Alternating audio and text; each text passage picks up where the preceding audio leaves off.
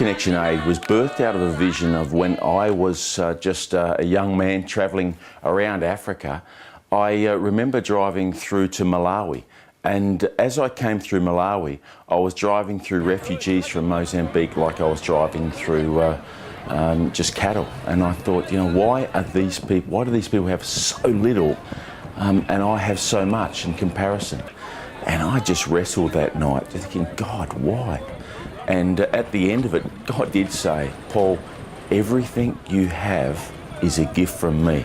I have blessed you to be a blessing to others.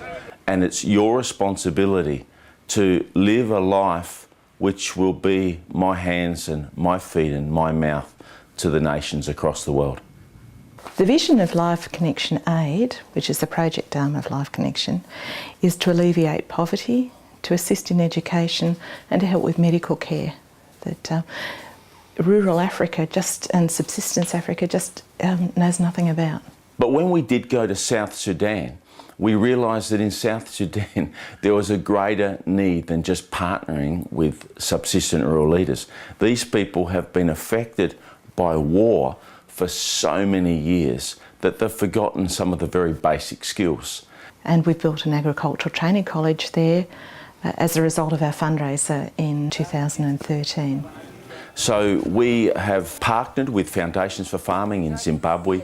We've had them up to Sudan several times, 3 times, to train the leaders. It's been exciting to see the change from virgin land covered in thorn bushes and wild goats to be tilled and to actually have crops grown and harvested, and that's been really exciting. This part of land, we've planted sorghum, maize, okra, and also you can see it's quite difficult for us to find a mulch, but we have looked around and see what we have and put them here as our mulch.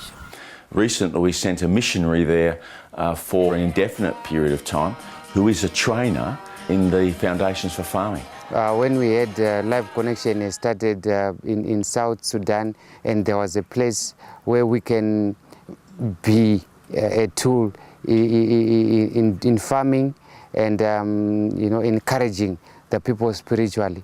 We said yes, we can partner with this, so we're excited with Life Connection. The problem we had was within 3 months we had to get a UN helicopter into our agricultural training school that we've actually built there and have him airlifted out to Juba and then flown back home. We were being protected by the UN soldiers because the whole city was under the rebels, even the airport. We are not going to give up on South Sudan. We're going to be back in there as soon as there is peace. As soon as the plan with Life Connection comes, we are ready to go. We are pegged.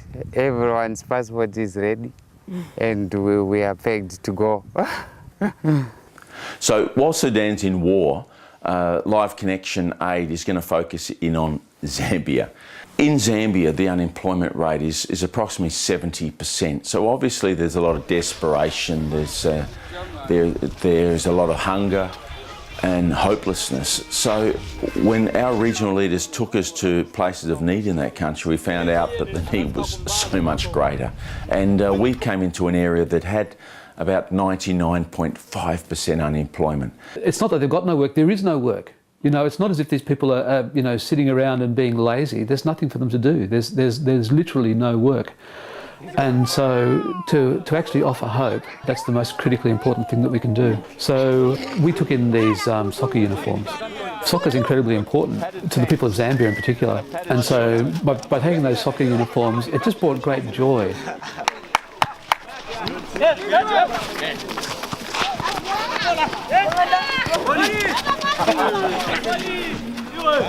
We visited Sonati on 2 occasions, and there were a group of young girls there. They would have been from about 8 to about 12, 13. And one of the little girls just said, "I work for 50 Ngwe." After we left, I spoke to Pastor Kamalili. I said, "Is that what I think it is?" And he said, "Yes." Prostitution amongst these children is very, very high because it's a source of income. 50 ngwe is 10 cents Australian. Live Connection sees the next step as purchasing a site where we can develop a skills training centre with the best practices of foundations for farming. We want to develop a skills training centre which teaches the local people practical skills that they can start generating a small income. Now, the regional leaders have come back to us and said within this squatter camp, within this region, we can purchase 5 acres of land for $50,000 US. And we can create within this huge community of 6,000 people, we can create a place which is going to be that place of hope for this community. I've travelled to Africa a few times with Live Connection now, and my problem is that I don't actually have the skills myself to bring hope to these people. But I've met the local leaders who do have the skills, that do have the vision, and I have great confidence that the money that I'm supporting Live Connection with is going to people who know how to meet those needs. And I feel very confident that that relationship that we have with those local leaders is making a difference. We partner with regional leaders that will give their life to bring hope into the region in which they live and are called to.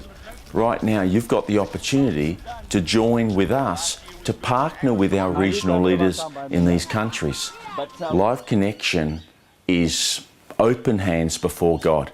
We have this project in South Sudan where we know that there's more 15-year-old girls dying giving birth to children than going to school. And we know we want to get there, we want to build that school, and we need resources for that when the doors and the gates open up into that country. And then we've got this project in Zambia, which we want to put a lot of our attention and effort in while we're waiting for those doors to open. So whatever you can do to help would just make such a difference to the lives of these people who, through no fault of their own, have been born in a squatter camp. It could have been us. There's a well-known Australian who said, we've won the lottery in life being born in Australia. And we have. And for those who have much, much is required. And it's our responsibility to do what we can. But you know, the love of Jesus compels us to do this.